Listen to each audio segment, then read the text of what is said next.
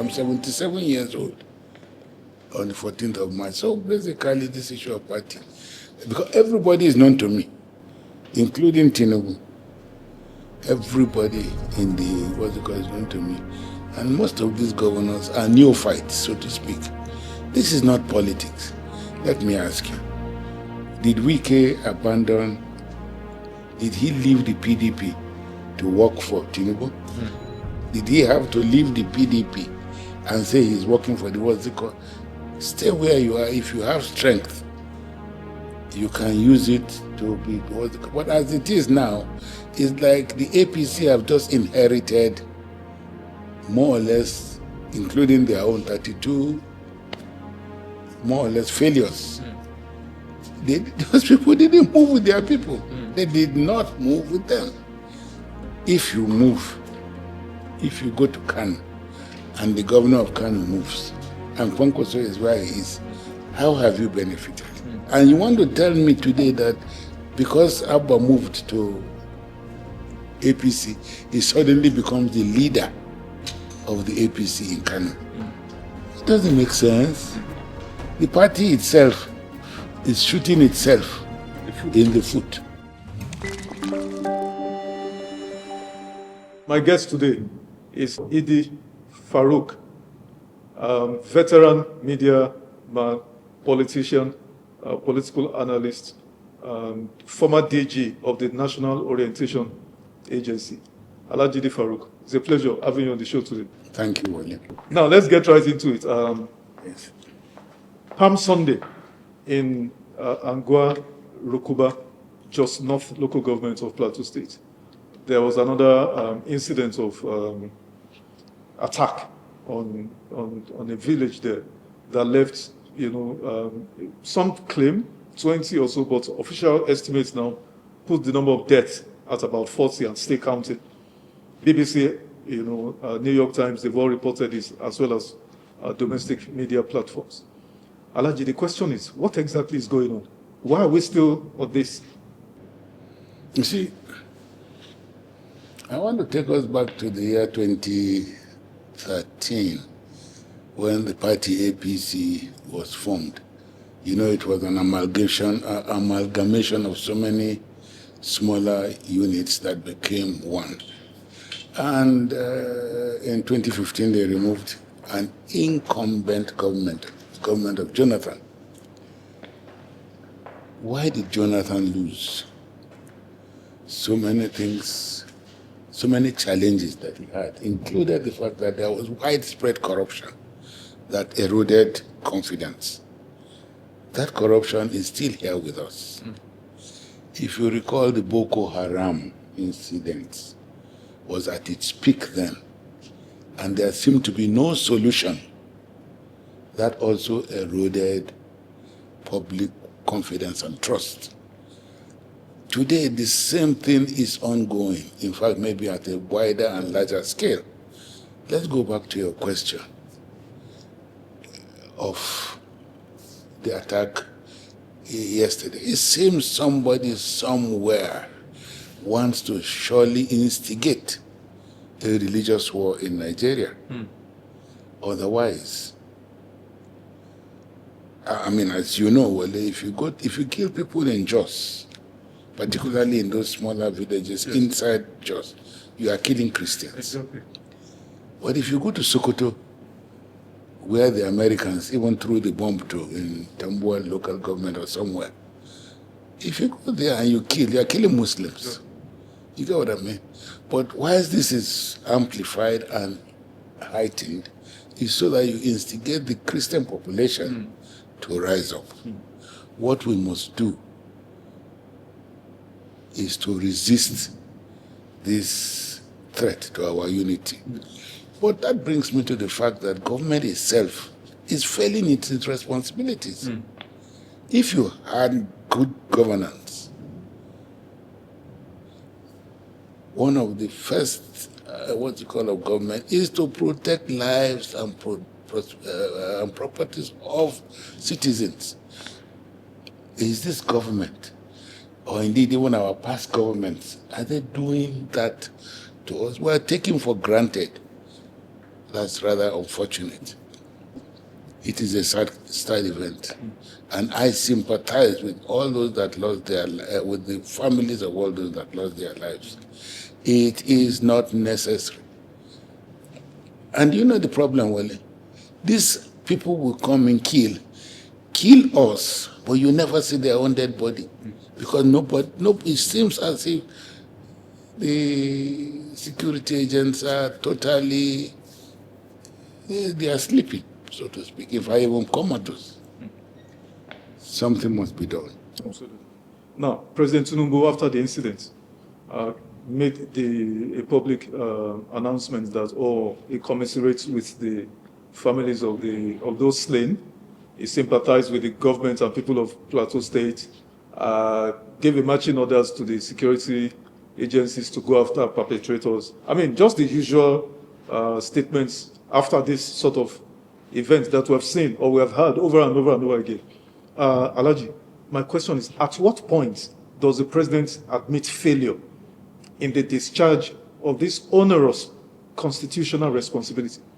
We all know what pass mark is and what failure mark is. And it's for us to decide if the electorate, as we go into the election tomorrow, decide that this government has failed, it will vote them out. If they vote them in, it's to mean that in spite of the problems we now have, we still believe they're good. So it is not for him to come out and admit failure. If you watch the Iran, American, whatever now that's going on, 7, 8 people were killed. Government itself, you saw the vice president, you saw the speaker, you saw government commiserating. Not only commiserating, because when you are commiserating, you also must be seen to be commiserating. These statements are not good enough, in my opinion. The reference you made now that, I mean, when the first casualties, about 6 U.S. personnel, returned to America, it wasn't the vice president alone, sir. It was the president, Donald Trump, the vice president, the secretary of defense. All of them were at the tarmac to receive the bodies of these slain officers. That is how it should be. Because immediately you do that, yes, the families are assuaged. They feel somebody somewhere recognizes their pain and is identifying with that pain. And that is what we would want. Because I recall that even during that time, for the election of one of those elections during Goodluck Jonathan to hold, he employed the services of mercenaries. Yes. South Africa. What is wrong with that? Why invite Americans into this place? We don't know why they are here. We don't see why they are here. Are they here to fight Muslims? Are they here to fight insurgents? We do not know. We do not look, really, our governments should not take us for granted. It's totally unfair, and that's not why we elected them. And it is not only the government at this level, that is the federal level. I'm talking about all governments along the line. Another point is the governor of Plateau State, Caleb Mutfwang, also came out to address residents of the locality. And then he was seen in an armored personnel carrier, surrounded by a retinue of soldiers and policemen, DSS and all of that, addressing the people. And in his words, promising them that we will secure you, that they should not give in. But he himself was looking insecure, was looking fearful. So the question is that, can the governor guarantee anybody's security when he himself feels insecure? You see, the optics speaks for itself. You get what I mean? And that is why I'm saying, people believe that politics is an all-comers business. No, it is not. You have to learn the ropes. And if you have learned the ropes good enough, you can know that this armored vehicle can be all over the place, outside that vicinity. Yes. Not with you being inside. Doesn't make sense. That's all I can say on that. Doesn't make sense. And it's not about, when I said learn about politics, It's about how you show empathy. Exactly. You get what I mean? I know I also identify the governor's problems. That is, our governors, they are said to be chief security officers without anything to secure. Nothing at their disposal that can guarantee that they can give security. All he can do is say, as he said. I also sympathize with him. But then, Mr. Governor, don't go to sympathize in an armored car.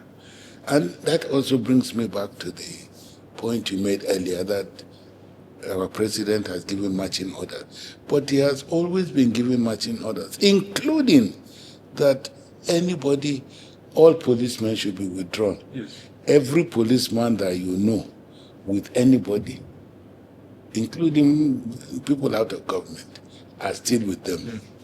So why do they not take the president's word for granted? Because I know as a fact that there are no sanctions happening. If I were president and I give my IG, an instruction, first I must have people to be able to, to give me information outside the normal channel, which every government deserves and should have, outside normal channel.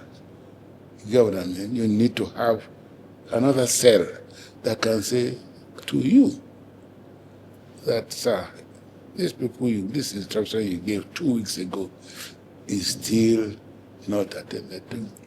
On the basis of which you further investigate and you sanction.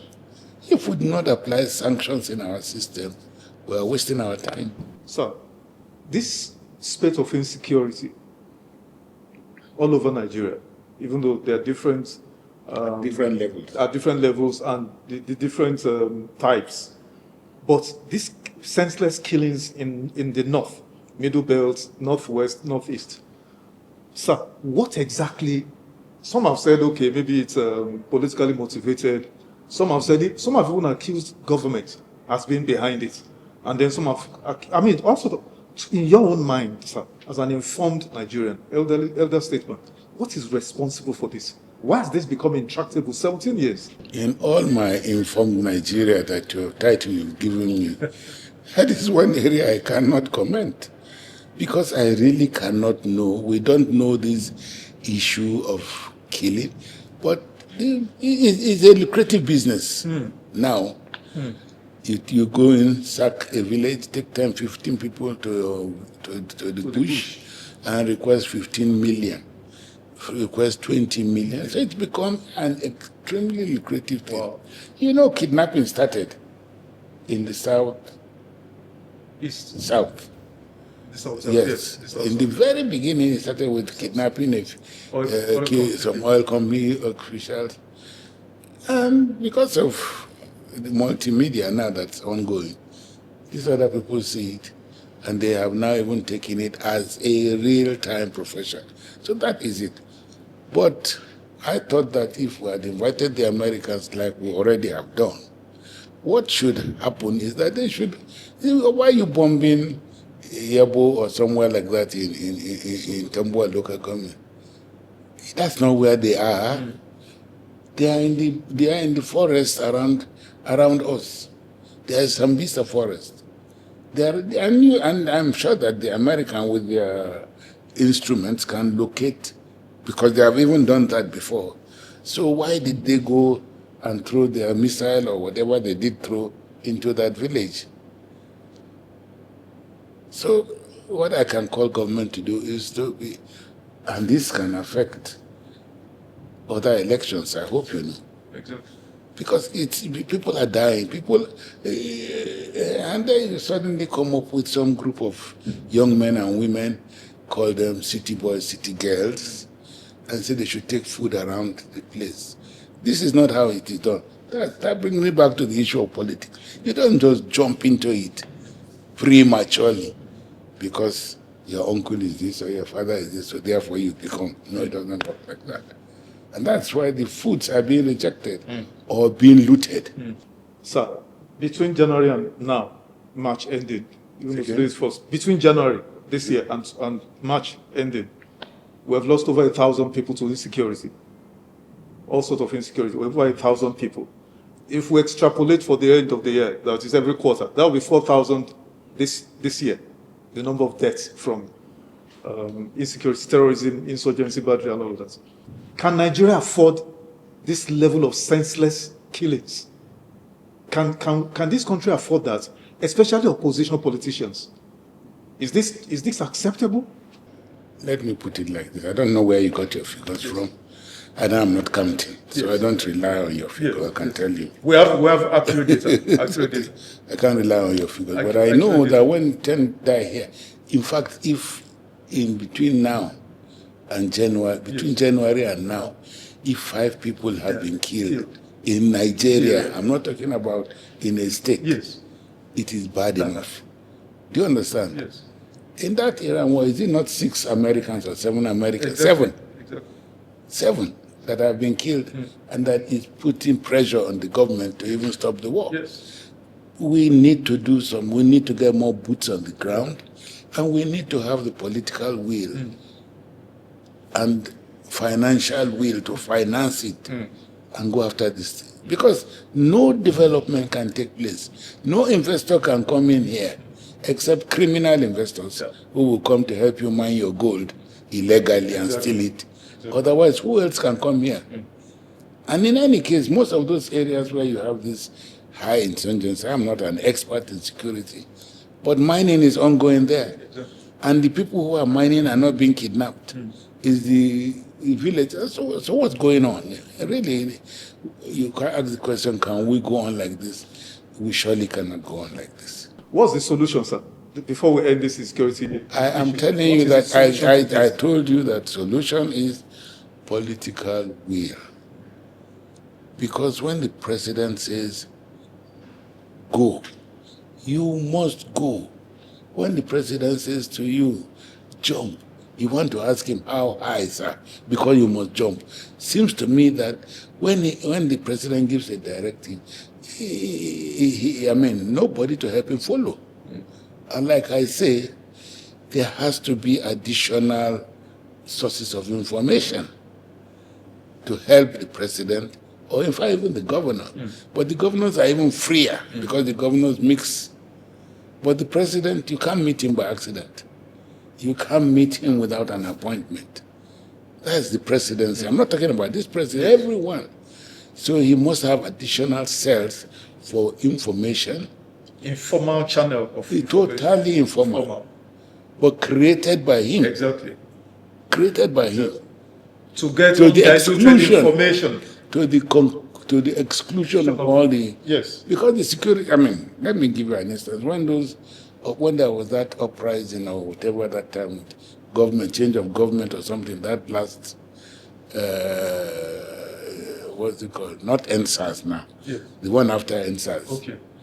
The one that happened, and they arrested children. Bad governance protests. Bad governance, whatever. They arrested those children. Security will tell the president, we have arrested the miscreants. Yes. They won't say the miscreants include 5-year-olds, 6-year-olds. So he himself will see it like me and you are seeing it, in shock. So you needed another source, another level. And that's the role, one of the roles that NOAA plays that people don't even know about. NOAA? Yes, NOAA. They do that. Wow. But it's also government. So get additional CS. You have CSOs abound all over. You create your own people. Exactly. You get what I mean? To tell you what's going on. Otherwise, you will be fed false information on which you will form your basis of your whatever you want to do. If the governors, if the Kaduna Abuja road, Abuja-Kaduna road, yes, has been now over 10 years in the making. And every government will tell the president we have done it. Okay. And I'm sure that he's also been fed the falsehood that they have done it. But you go on that road, even as a passenger, you must end up in hospital for some checkup because the road is in total disrepair. And we have such roads all over Nigeria. Exactly. I'm only using the one that I know and I want to use. I like the way you said, I mean, it's about political will and all of that, and then the president having, an informal channel of getting undiluted information, real information. Does it appear to you, sir, that this president, as was this particular president, Bola Ahmed Tinubu, yes, as it was alleged of the departed President Tinubu, President Buhari, does it seem to you that President Tinubu is actually interested in solving this insecurity problem? Because it's about 3 years now on the saddle. The truth about it is that every president, including Tinubu, are interested. I can speak on their behalf on that. Every president is interested. The problem is that which I told you. Let me put it like this. Obasanjo is my boss. Yes. And indeed even my friend, because he calls me his friend. So I appreciate it. Yeah. He has told me once that I told you have to have various cells of information, because information itself is key. Absolutely. Let me put it like that. We are going to a campaign. I was the Deputy Director General of that campaign 2003. And we scheduled for him and the campaign trail all over Nigeria. But he had a problem in going to Benue. And I met him and said, why are you not going to Benue? He said he's fed with the information that it is unsafe. I said, but in truth, Kaduna was also unsafe. But you went to Kaduna. So why are you not going to Benue? In fact, why are you not even going to commission the water that you people are doing? I want to tell you that there and then, he picked the phone, called me water minister. And it is one of the best campaigns we had there. So, you see, they are in the presidents, like I told you before now, you don't meet the president by accident. Sorry. If the president is going to come to this venue today, you have already scheduled it. All these boys will have to be taken. In fact, he might even bring his own cameraman. That is how presidency works. So it is not about Tinubu, and I'm not making a case for him. God, I mean, it's about all of them. They all have that desire. But what if you are told that we have crushed the enemies in Sokoto, we have crushed this in that, we have crushed this? How do you know it's true? Because you are not a man about the, you can't, if he's coming to visit you, they will clear your house. Yes. They will tell you only your wife can sit in that place. And what can you do? That is how the presidency works. You get what I mean? So I think that for him, my advice, more boots on the ground, not the American boots. You get what I mean? That we do not know why they are here. We do like Good Luck did, because Good Luck had the services of those soldiers of fortune and elections held, even in the Boko Haram, and because they came in with their wherewithal, you pay them, they come and do the job for you and get out. It's not to mean that our soldiers or our security are incompetent. No. It's just that they are spread too thin. Look at the police, for instance. What is their staff? What is the police strength to govern, to help protect 200 million Nigerians? We have about 300 and something. I'm sure we don't have up to 500,000. But even if we have 500,000, look at how they are being spread around. Government houses. Every government house has about 30 police. That is the house itself. The governor, when he's moving out, has another contingent following him. I haven't come to the presidency yet. You get what I mean? Every local government chairman in Nigeria has following him and in his house. There are 774 in all. If you calculate it, and people like me and you who think we have money in our pocket, in some places, some of the governors have, some of the civilians have more than a contingent of police. So basically, what government must do is to have that strong political will and really go for it. The way you go after your election is the way after you should go after the criminals. Absolutely. Because these people are just criminals. You go into a mosque and shoot, and you call yourself a Muslim, you say Allah Akbar, and you shoot. In the mosque, people are praying, and you slaughter. I don't even know where they come from, and what is driving them, what is their motive. But then, money can be part of it.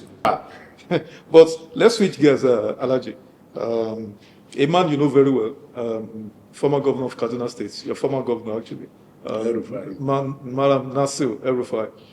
His travails currently, let's be very direct, Alhaji. I know you a very forthright man.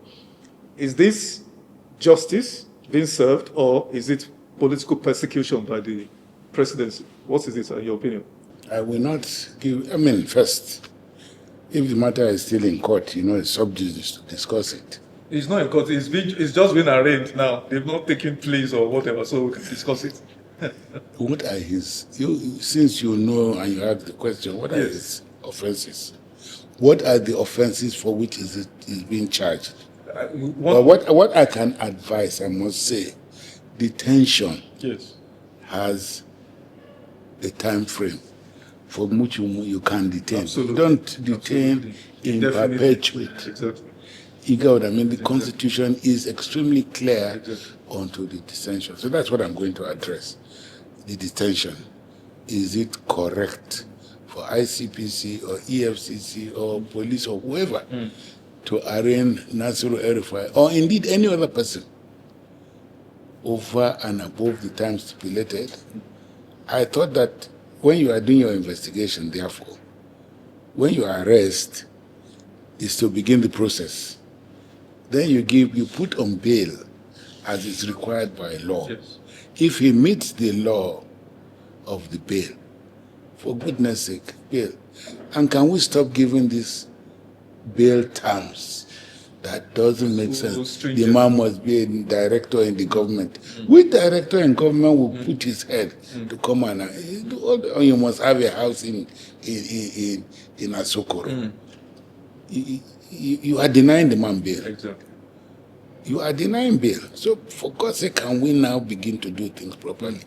And that brings me back to our judiciary, because I pray over 35 years ago, a friend of mine, who in fact refused to be a son, I won't call his name, told me that no foreign man will bring his money into Nigeria with the kind of judiciary we have.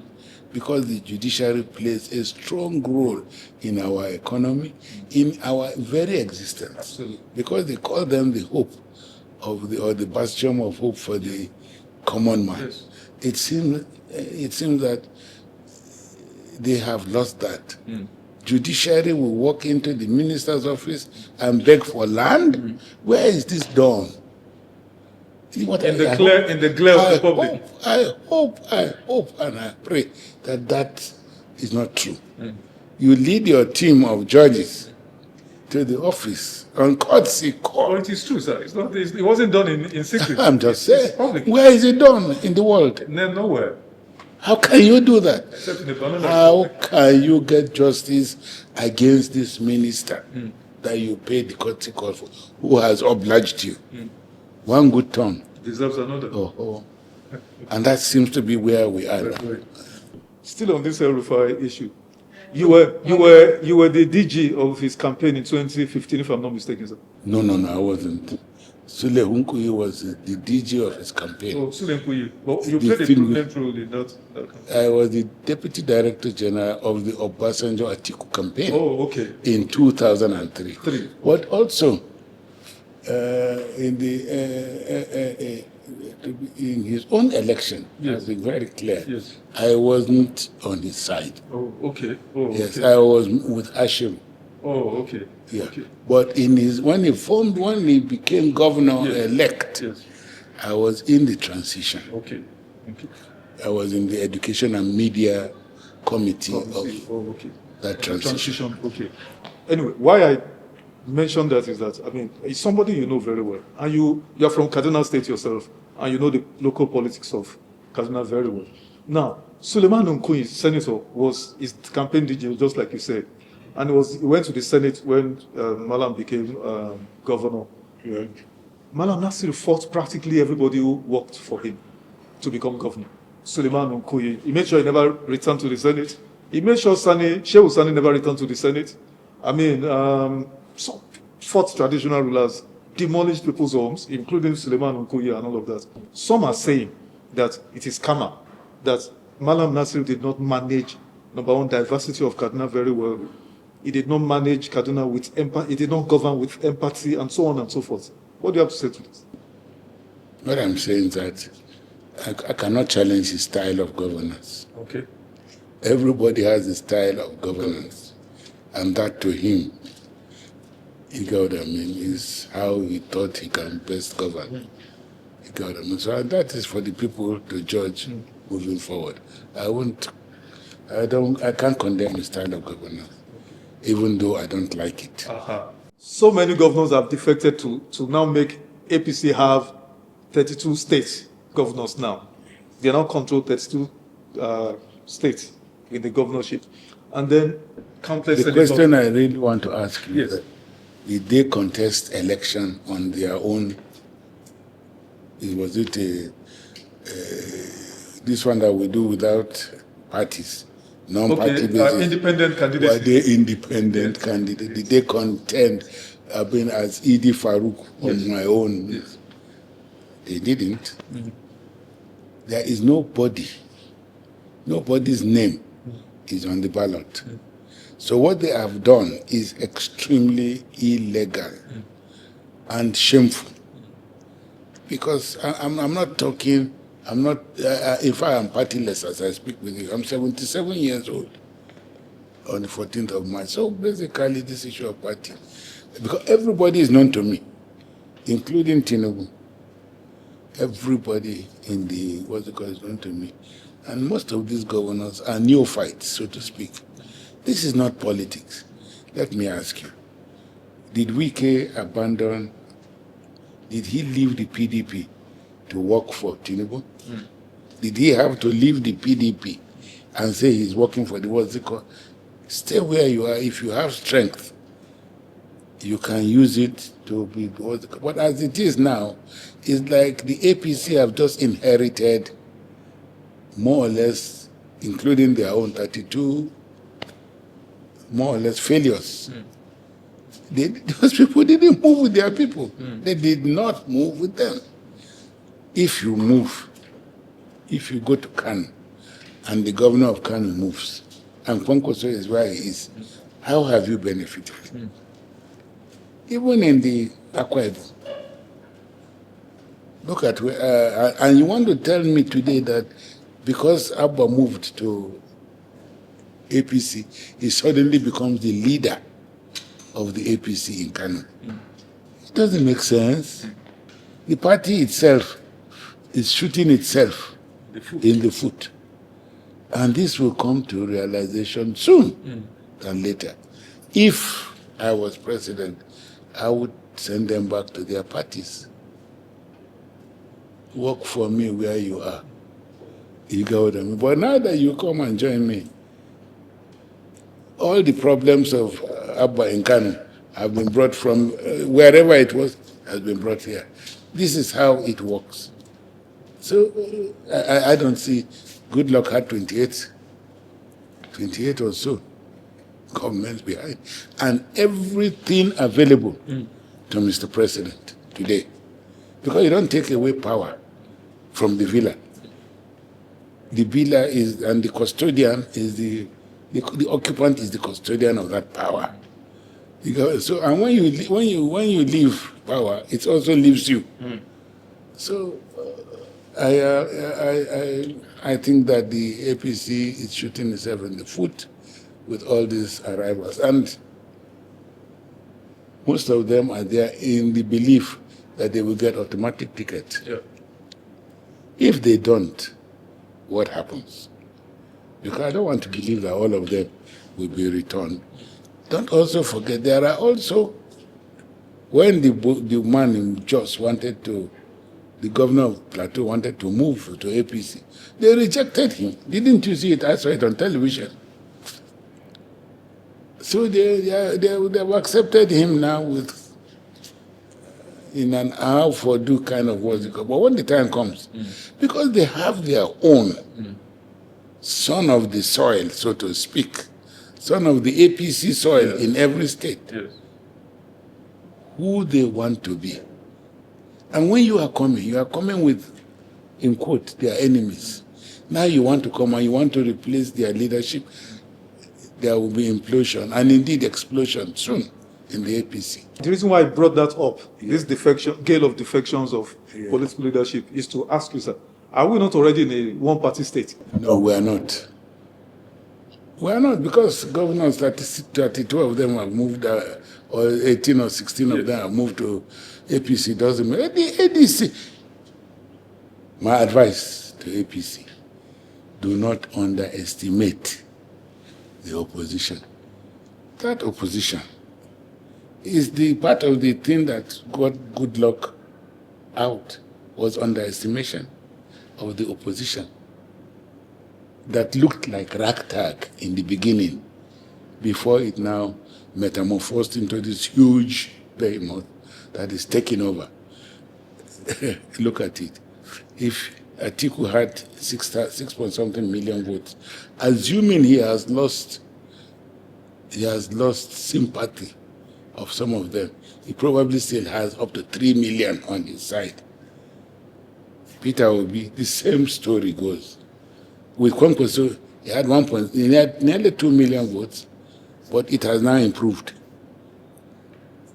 Amaechi has its own. El-Rufai, this is arrest, has propelled him. Even those that don't like him begin to like him because of sympathy. So they don't underestimate the opposition.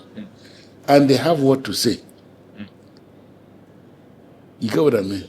All they need to do is to dust up Boala's comment and present it. They don't need campaign anymore, or mockery, or whatever that his name is. Reno, just dust up what they say about their principal today. And they have what to say, that's what I mean. Sir,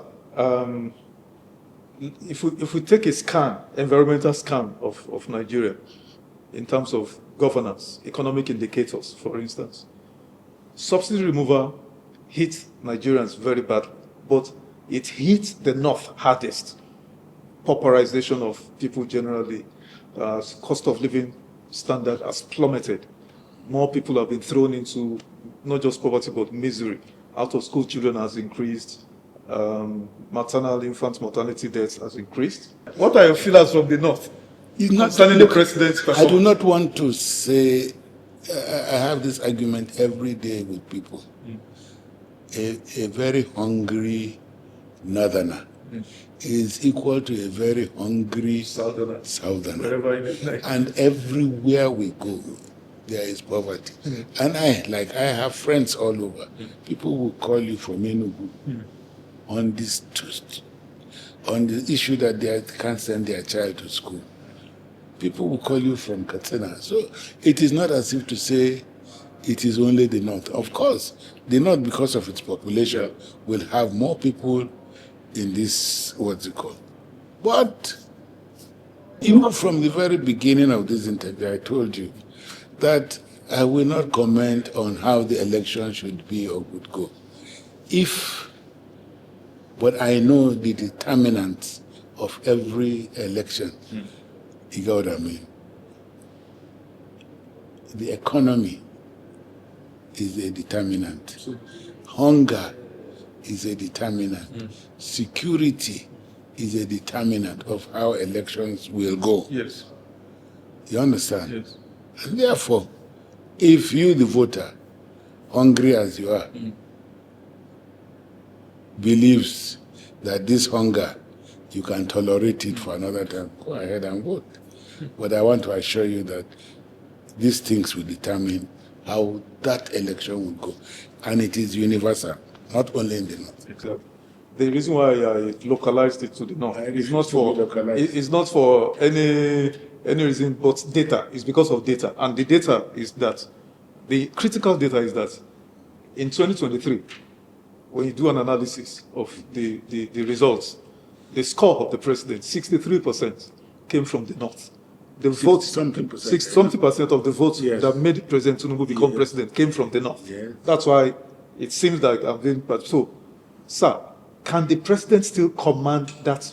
Don't forget, sir, there are rumors, from northern elites that I've interacted with, even on this show, who have said lobbyings are going on now currently. If I don't want to, let me use the word, I use the word lobby, but it's more than, it's more like bribery. Clerics, the rest of them, politicians, to say, okay, woo the people again. No, let me ask you. First, how do you woo a hungry man who cannot go to his farm? How do you woo him? How do you woo him? There's the story about one of those elections of yesteryears. Because the people are so unhappy, somebody took posters from Abuja. They got those people who will give, who you pay. They'll do leaky, these leaky people who go and distribute the posters, so to speak, and paste them. Paid them. In the morning when he woke up to go to mosque, because he went to one of the northern states there, they went and pasted it on his house. So that mosque, he didn't go, he has to come with his family to remove. Excuse me. If you recall, I talked about the guys who call themselves city boys. City boys. And city girls. First and foremost, in every language in Nigeria, when you talk about somebody, like in Hausa, you say,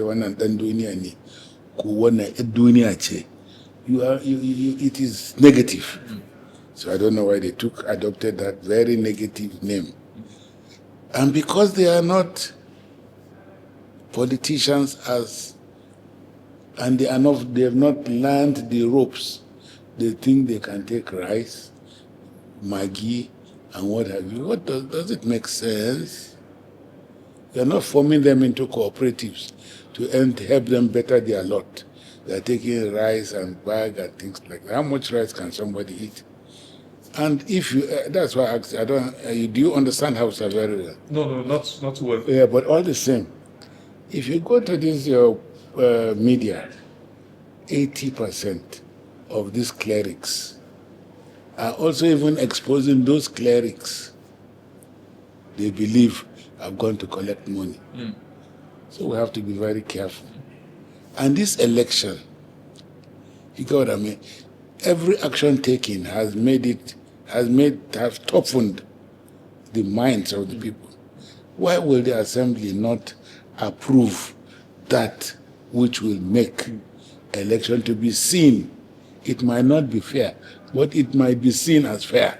And when you see it as fair, it has become fair already. So why? Why are you taking it out? What's your problem, Mr. Assembly? What's the problem? They said this thing should be done. We have tried all sorts to make our elections work. We have tried the one that you would line up and then everybody line there. It has not worked. Now we are saying employ the services of technology. You say no. The people who will conduct the election, I told you that we are capable. As we speak, as one of my friends, very good friends, I heard him say there was no, what's it called in his area? Coverage. But it's not true. I've stayed in his house, I've called.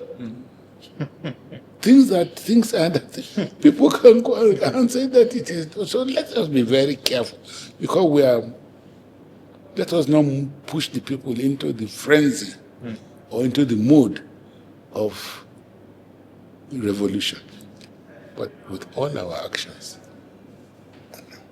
Now, did we not talk about the governors? But let us go back to the government, because all we have spoken is about national Tinubu. The removal of oil subsidy in itself gave more money to the states. Yes. But if I were Tinubu, I would not give them that additional money without getting a commitment on how they will. If you recall, Abacha set up the PTF to channel these extra resources into so many things. So, but you have given the governors more money, and they have not done more, they have not improved on their style of governance. So we are dumb, we are there, but there are so many of them even come to Abuja to be governors. Mm-hmm. I can tell you about 2/3 of governors govern from Abuja. They are here in Abuja because Abuja is more comfortable, more secure. Mm. But it's your responsibility to make your place secure. Mm. I understand that, I mean, when you talked about state police, Amutekun or something, yes, like doing a good job in the Southwest. Yeah. And I commend the Southwest governors for that initiative. And I'm sure for them it will become very easy to transmute into state police. When northern elites talk about power returning to the north in 2027, is this a genuine political demand or is it just an experience? Let me tell you. Yes, sir. That matter of it will go to the north, next time it will go to the south, I am not for it. Because that's not democracy. Do you understand? That in itself was not democracy. This one is to go to the north. Where did you hear it? When you have 15 political parties, 10 political parties, why should all the parties take their candidacy from one end? I thought they were in competition. What this means is that I look at where I am strongest. Why should I go to where you are strongest to take my candidate? So I am not for it and I don't endorse it. Make it open. And may the party, and don't forget, it is party delegates that elect who should represent them, who should represent them in every election. So why should somebody from somewhere, another party, tell me that I should take my, it doesn't make sense. So I condemn it. Well, the permutation going on now, specifically for 2027, is that for any of the major, especially the ADC, let me be specific on the ADC, that if the ADC would have any chance of unseating an incumbent president such as Tinubu, who has been labeled or tagged a master strategist. I don't know what that means, but that's what it's called. I also don't know what that means. So they have said the only way to remove him is not by fielding a southern candidate such as himself, but to look for a very strong and capable northerner. Because the North, that's what is claimed that the North let me put it like this to you. Yes, sir. And well, I've been in this business since far longer before I was born. I am sure you should know that.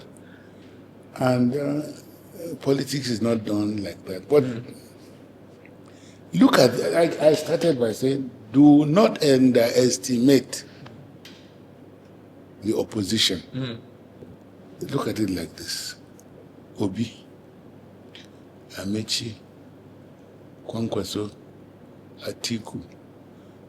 I'm talking about the ones that have indicated. Yes. So they're all in a, because it's all about, no matter whether you field a northern candidate or a southern candidate, it depends on the support that all these others agree and give.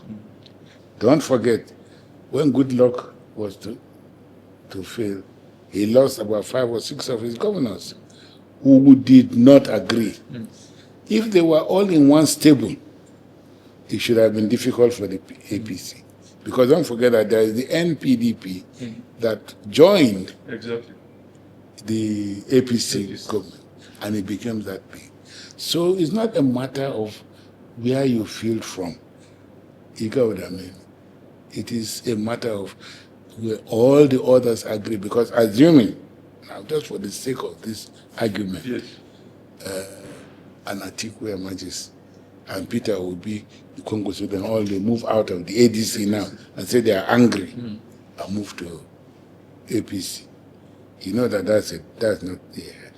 If it is the Peter Obi there, and these people still move out, because they can also move out, because you know this our political parties have no boundaries. You can move as very fluid. Very extremely fluid. So it's not about whether it's a northern candidate, whoever emerges. And if somebody emerges, and even the North, that's the North supported Tinubu now. He wasn't a northerner, or isn't a northerner. And there was a northern candidate in the game. So it doesn't matter who. What matters is the aggregate of all those people within the same fold who agree. And I'm sure that in their interests, they will agree on who emerges in a free and fair convention. Sir, let me take the liberty, with due respect, to correct you. Not in their own interest. In the interest of the suffering people of Nigeria. Also in the interest of the suffering people. More the dying people of Nigeria. When I said in their own interest, yes, I still maintain in their own interest. That's my answer. Okay. If sir, you do not understand in their own interest, that is okay, you. Sir. Let me now ask this question, and I want you to be for the benefit of our viewers. Yes. I want you to be very upfront, sir. You mentioned their names: Rotimi Amaechi, yes, Peter Obi, Rabi Musa Kwankwaso, Atiku Abubakar. Yes. The only one of these four who did not contest. I called, it's one I don't know. Yes, of course. There are other candidates. It doesn't still end. Of course. No. There are so many other candidates in other parties. Omoyele Sowore, your good friend. I'm not talking about other parties. I'm talking about the ADC. ADC, I think that yes, there will be others that want to invite you. But let's even limit it to these four that have shown interest that we know. Which of these are realistically, in your own estimation, as a political mind? I will rely on the estimation of the convention, the delegates who go to choose. You know, my own estimation doesn't make any difference. Some of the delegates will be watching this. Yeah, let them watch from you. And I'm telling them, and what I'm saying to them is that their destiny is in their hands. The destiny of Nigeria, not just their own destiny. Including their destiny. I did not Nigerians. including Nigerians, yes. You know the role of the elite, such as yourself, is to give direction to the younger ones. Excuse me, I think the younger ones now have gone beyond. Is it the elites that made NSAS? Is it the elites that did the good governance? I'm asking. Okay, since you don't want to answer that, let me I have answered that. I have not dodged any of your questions. Let me rephrase the question. What are the qualities that the ADC should look for in a worthy candidate? Sorry, ADC, African Democratic Congress. Yeah. What qualities of a candidate do you want to see that would give you confidence that yes, this person, no names, are just the qualities? Are you aware of the fact that, like I told you, all of them are known to me, all have held responsible offices before now, including being state governors, and they have performed well, to the best of my own understanding. Yes. So, you see, your question, I can't answer it the way you want me to answer it, by calling names. I've said all names, just give us qualities. Because I am also a Democrat. Yes. I have told you before, yes, if the voter in his own wisdom is hungry for the past 4 years or maybe even 12, and he chooses to continue in hunger, who are you to stop him? But I'm sure that the stomach infrastructure, according to El-Rufai, will determine the next election. And when I say in their own interest, and I still stand by in their own interest, among other things, because they know. Okay, let's leave that alone. Maybe we'll come back to it before we go. In 2025, you were on a Trust TV interview. Yes. Where you made a statement about the issue between FCT Minister, former Governor of Rivers State, Nyesom Wike, and his godson, the current governor, similar Ifwara. And you said, I mean, you were so miffed about that whole situation that you said, if you were the president, and you are president, yes, and I appoint you, and you are doing things that are not right, yes, that will not impact positively on my government, I will sack you. Yes, that's what I said. So, does it mean that the president has condoned and has refused to do the needful? I said, if I were president, yes. I'm not discussing this president now. I'm telling you, if I become president, if I was president, if you were the president in that scenario, in any scenario, and I give all my appointees must do those things that I want them to do that will project me positively. But if in all their actions they are doing things that will hurt my personality and my person and put me in bad light, we shan't be together. Even in relationships, forget about even president or governance. Even in personal relations between me and you and friends, if my friend does those things that will project me, Idi Farouk, now negatively, your Bible says if your right hand, Abi, is it left hand, or something like that, is cut it off, you cut it off. Yes. And that brings me to the wiki and the same, what's it called, affair. I still do not understand why there was this removal and bringing out somebody from outside to take over. I still do not understand why. You know, all these things are the things that make it scary. And we almost feel unsafe by that kind of what's it called.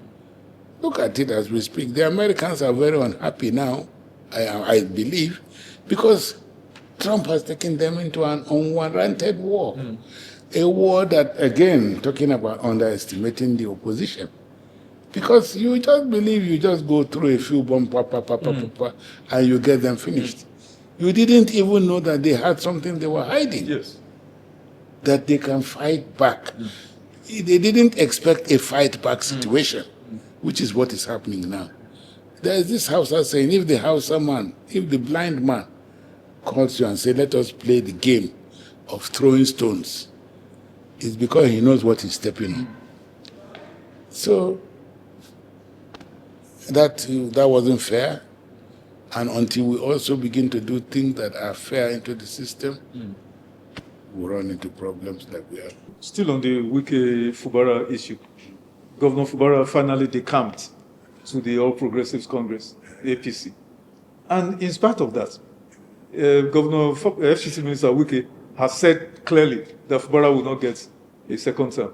Indirect negation of the party, saying automatic tickets for their incumbent. One of our biggest problems is that at times when we find ourselves in authority, we choose to want to play God.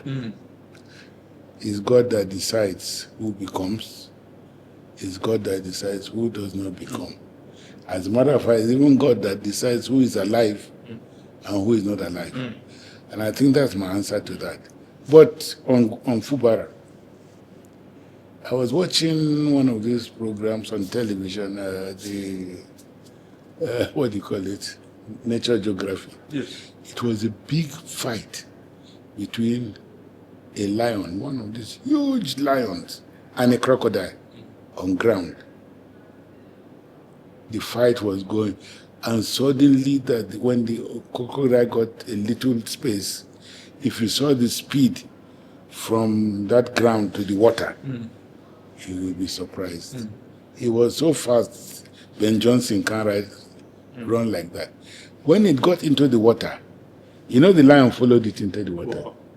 I heard the commentator say, oh, what a mistake.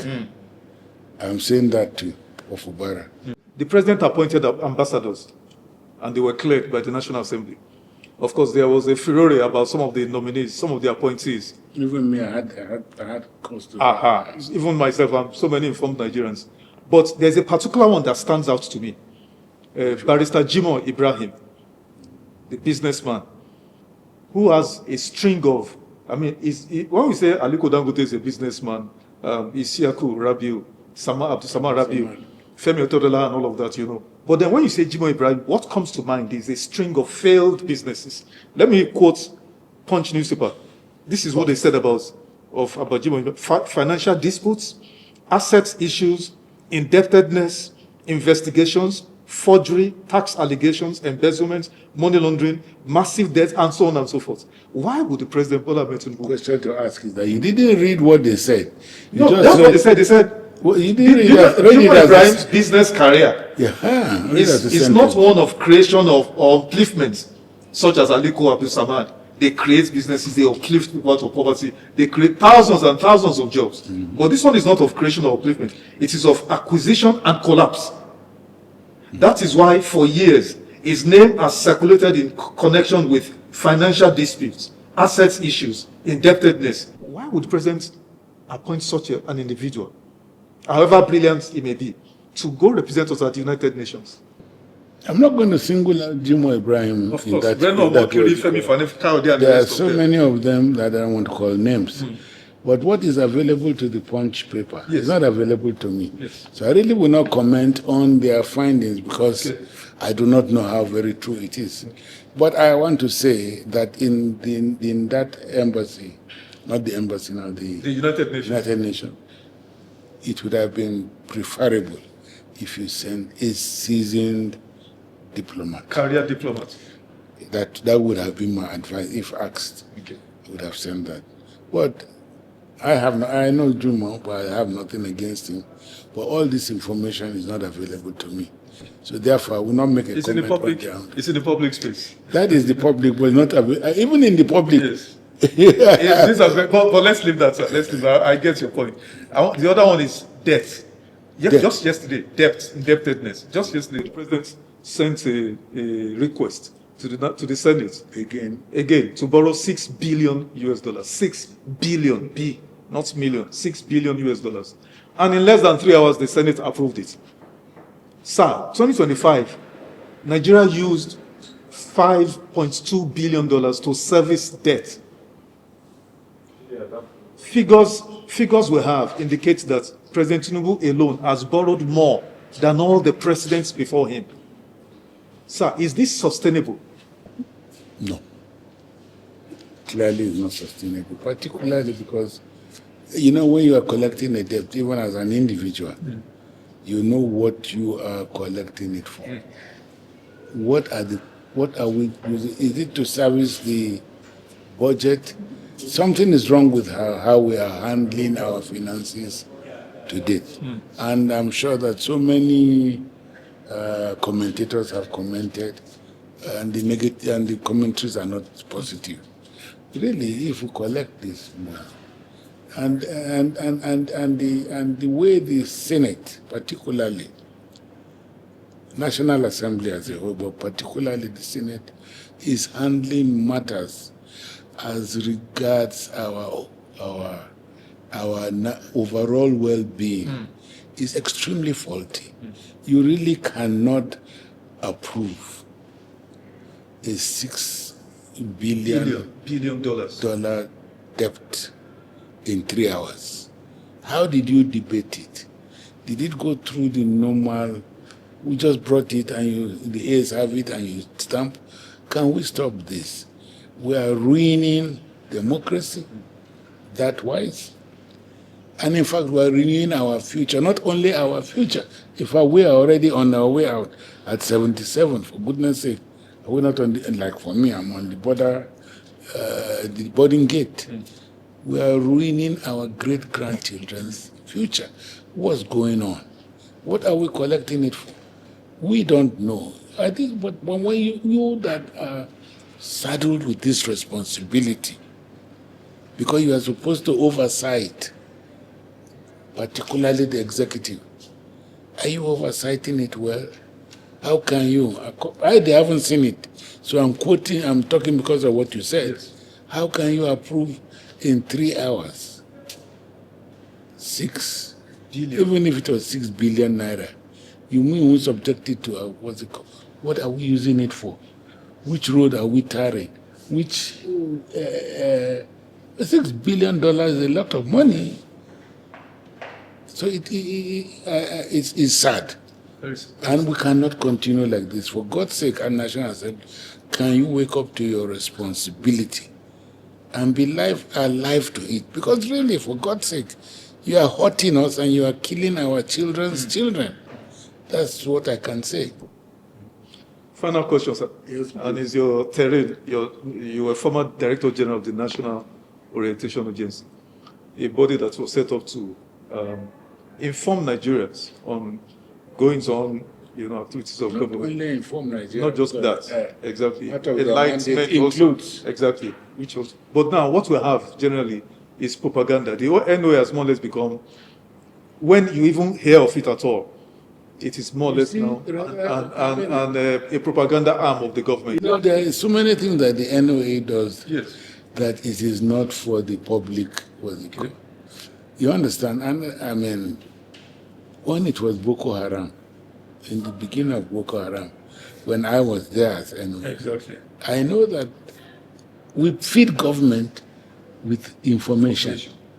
And that is why the National Orientation Agency is also a member of the Joint Intelligence Board, because of the special role. It is even one of those kind of cell that I was talking about that can give Mr. President, and I think Mr. President knows it, because he had told me before that as governor of Lagos State,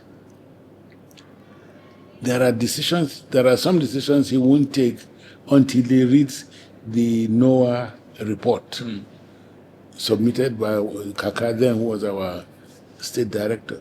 So it's not only about what you see. They also do certain things that you don't see. Even the price of food, all these things that the national whatever does put in place, it has an NOA input. So, and as I know it, they are doing that. But in the area of public awareness, well, we need to understand. If you go to the budget of INEC, INEC, yes, you will see mobilization, voter education.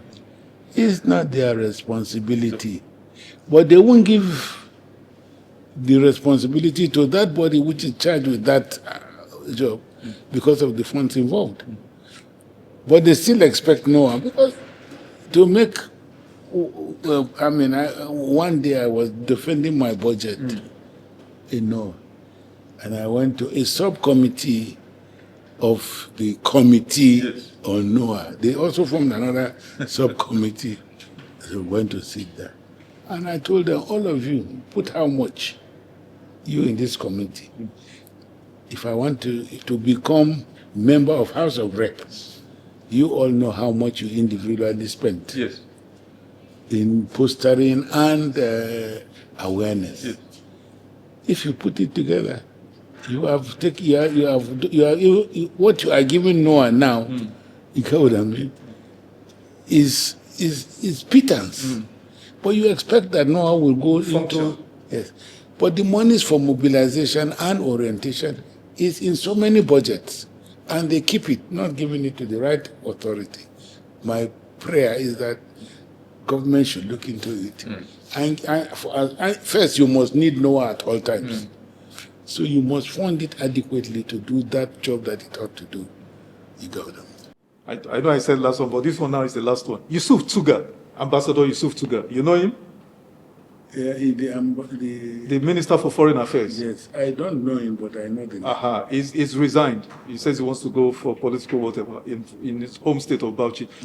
That means that my sister will go up. Bianca is my sister. Oh, Bianca, exactly. Yeah. Well, I know you to be from Kaduna. I don't know you to be from... because her husband is my very good friend. Oh, fantastic. Fantastic. But here's the question, sir. While he was giving his valedictory speech to the staff of the Ministry of Foreign Affairs, he made some very startling statements. Number one, he said, no nation can function without diplomats, ambassadors, foreign missions, and all of that. That you cannot run the country without them. But he said, the budget, it was this budgetary issues of NOA that triggered the question. Yeah. He said the budget of Ministry of Foreign Affairs in the last couple of years or thereabouts is far less than the budget of the NYSC. Exactly. And he was lamenting, more or less, that how do you run? Hello. I won't call the name of I went to a country where, because most of the people, we are known to, the ambassador there is a kid brother of mine. And he was telling me there are problems. The official vehicle of government has embarrassed him so much so that he is using his own personal vehicle as the official vehicle. And let me also say, and it's not only this government. A long time ago, I went to Northern Ireland, where my friend, a political friend, Elias Nathan, I'm sure he's no longer now. We went, and when we were talking, he said the banks in Ireland have told him that they are not going to run their embassy for them. Because this is the pain of... I hear that the money will go somewhere into Spain or Italy before it is now sent to the embassies. These things are not done. You understand? You must fund the embassy, because the ambassador, Nigerian ambassador in England is the president of the Nigerians, because that's the president they know. Yes. He is representing the president. That's why they are all excellencies. So if we do not fund them, and I agree with the... And I know his frustration. It took a long while to appoint even our ambassadors to this. It was not done. You understand? But I'm sure, if I can go into the minds of government, that they don't have enough money to fund the embassies. But we also are injuring ourselves. There are things that must be done. Absolutely. For instance, if government had funded the NEPA properly, Yes. they wouldn't be on inverter in Solar. the villa or solar in the villa. So we have to fund our embassies well, because that's what the world sees. Absolutely. The Chinese ordinary man doesn't know Nigeria. It is only what he sees in our embassy that he knows about Nigeria. And all the people who are acting ambassadors do not have diplomatic rights and things like that to be able to represent us well. So there is shortchanging in this matter. Thank you so much, Alhaji Idi Farouk. It's been a pleasure having you on the show. My pleasure. I hope to see you soon.